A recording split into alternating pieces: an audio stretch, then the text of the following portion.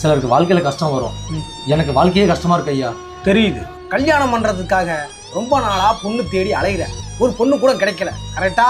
ஆமா சாமி. இப்போ உன்னுடைய சந்தேகம் எல்லாம் உனக்கு பொண்ணு கிடைக்குமா இல்ல கிடைக்காதா, கல்யாணம் நடக்குமா இல்ல நடக்காதா, அதானே? அதேதான் சாமி. உன் ஜாதகத்தை கொடு. 1995 அமாவாசை அன்னைக்கு பிறந்திருக்க 90 கிட்ஸ். அதனாலதான் உன் வாழ்க்கை இன்னும் இருட்டாவே இருக்கு. அந்த இருட்டுல ஒரு விளக்கேத்தி வெளிச்சமாக்கணும்னா பரிகாரம் ஒண்ணு இருக்கு.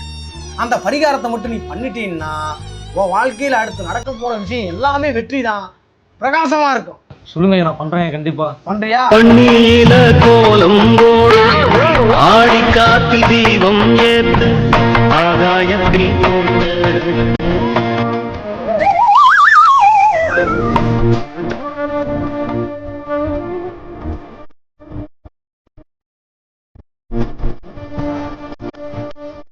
ஐயா, இதெல்லாம் பண்ணாதான் எனக்கு கல்யாணம் நடக்குமா? அப்படிப்பட்ட ஒரு கல்யாணமே எனக்கு வேணாம் ஐயா. என் ஜாதகம் இருப்பா, இந்த காலத்து இளைஞர்கள்லாம் பொறுமைங்கிறதே இல்லப்பா.